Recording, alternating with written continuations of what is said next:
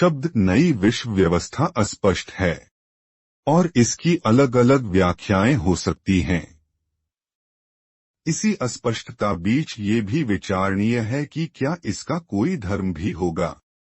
New world order अक्सर केंद्रीकृत शासन के साथ एक काल्पनिक वैश्विक राजनीतिक और आर्थिक प्रणाली से जुड़ा होता है। ऐसी प्रणाली के विशिष्ट विवरण और निहितार्थ बाजार की प्रतिक्रियाओं को भारी रूप से प्रभावित करेंगे। यहाँ कुछ संभावित परिदृश्य दिए गए हैं। अनिश्चितता और अस्थिरता।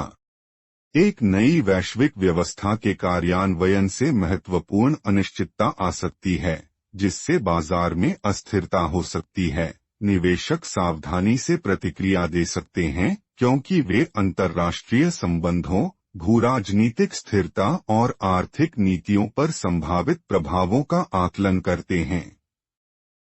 इससे बाजार में उतार चढ़ाव बढ़ सकता है और निवेशकों का भरोसा कम हो सकता है। आर्थिक शक्ति में बदलाव। एक नई वैश्विक व्यवस्था में राष्ट्रों के बीच आर्थिक शक्ति का पुनर्वितरण शामिल हो सकता है। इससे व्यापार समझौतों, मुद्रा की गतिशीलता और बाजार पहुंच में बदलाव हो सकता है। विशिष्ट बाजारों या वैश्विक आपूर्ति श्रृंखलाओं पर अत्यधिक निर्भर उद्योगों और कंपनियों को व्यवधान का अनुभव हो सकता है, जबकि अन्य को नए अवसरों से लाभ हो सकता है। नियामक परिवर्तन। एक नई वैश्विक व्यवस्था की ओर बदलाव में नए नियमों और नीतियों का कार्यान्वयन शामिल हो सकता है, जो विभिन्न उद्योगों को प्रभावित करते हैं। कंपनियों को नए नियामक ढांचे के साथ तालमेल बिठाने के लिए अपनी रणनीतियों, संचालन और अनुपालन उपायों को अनुकूलित करने की आवश्यकता हो सकती है।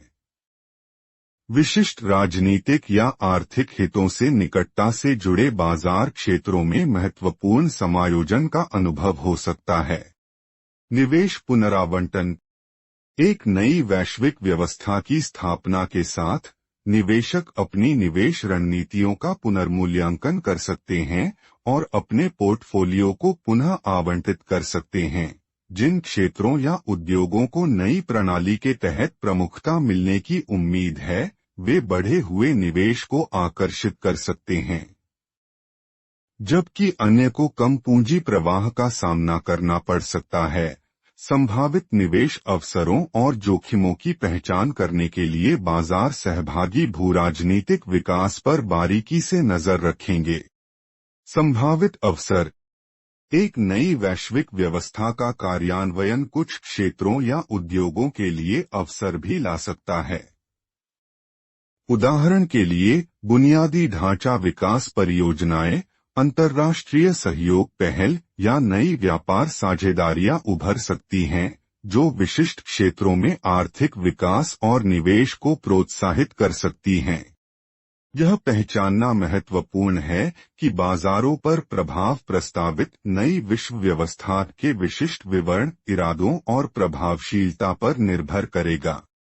बाजार की प्रतिक्रियाएं। भूराजनीतिक स्थिरता, आर्थिक नीतियों, नियामक ढांचे और निवेशक की भावना जैसे कारकों से प्रभावित होंगी।